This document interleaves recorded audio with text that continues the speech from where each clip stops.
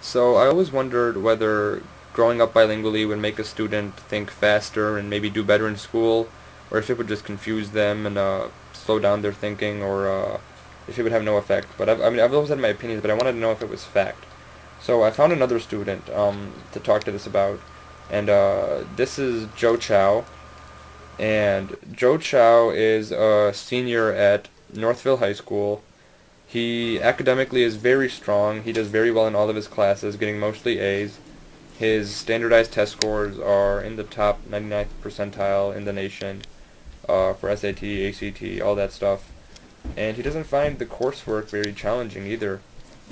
So I was wondering if this had something to do with his bilingualism or if he was just naturally smart. So I asked him about his childhood and how his parents treated language growing up.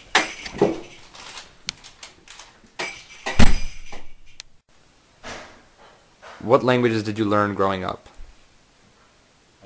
I learned Chinese first, Mandarin, and I started learning English a little bit later, but when I was still pretty young. Uh, what language is spoken at home? My parents mostly speak to me in Chinese, and I'll answer back in a mixture of both. I usually try to use more Chinese because they want me to speak in Chinese. Uh, what about when you were young? I mean, they mostly always spoken mostly Chinese. So I decided to talk to some professionals in the fields of language, education, and psychology to see what they thought and, if Joe's bilingual childhood changed the way he thought or the way his brain worked. Uh, Does becoming fluent in a different language require you to think in a different way? For example, is a Spanish-speaking mind different than that of an English speaker? And what about a Spanish-speaking mind compared to that of a bilingual mind?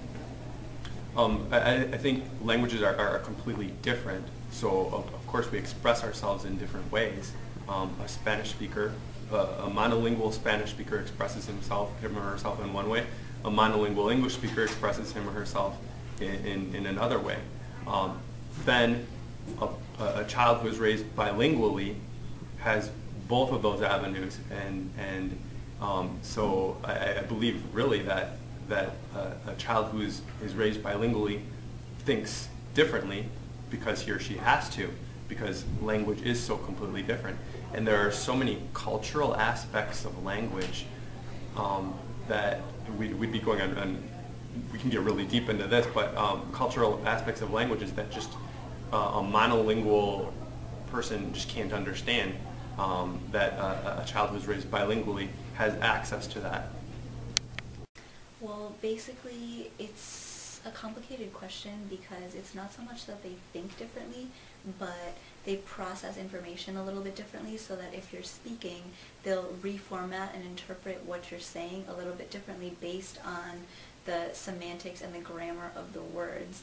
And that'll come out in a more creative way, and not creative artistically, but basically that they will be able to take a concept or a word and be able to attribute it to a few different things, whereas functional fixedness will come into play with people who are monolingual because they will have a set definition for whatever the word or concept is, and they can't stray from that because they don't really know more than what they already know. But bilinguals, because they have the two different languages and the depth of words and the definition that they can have in different languages, they are more able to layer the words and use them differently.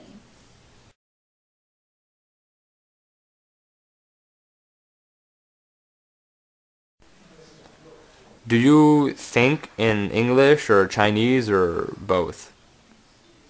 Um, no, I probably think in English, I guess. I don't know if you think in the language. Well, sometimes you do think words and it'll be in English. But sometimes like not all the time. What about like in your dreams? Do people talk in English or Chinese? Um, English. But I have had people talk to me in Chinese in dreams, like people who would normally be speaking Chinese. once I had a dream where one of my white friends was speaking in Chinese to me, and that freaked me out. And one time I even had somebody talk to me in Spanish.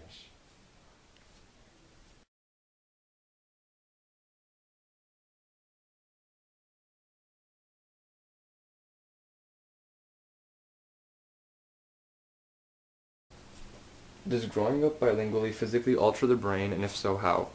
Yes, it does physically alter the brain because if you think about the way that your brain develops as a child, you look at your frontal lobes and the prefrontal cortex, which is what's used for language.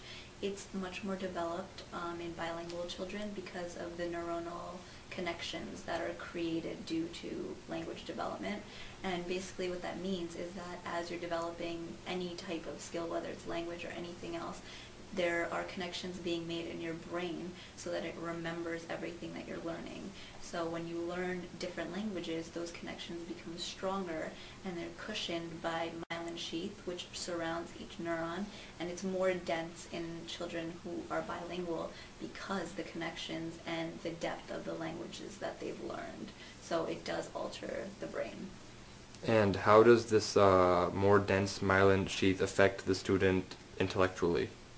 So basically the myelin sheath is more dense because it's created, it's basically wired in a way that they have more recall because of the different languages that they know together, and because the prefrontal cortex is more developed, they have a better understanding and processing of different words because of the different languages that they've acquired.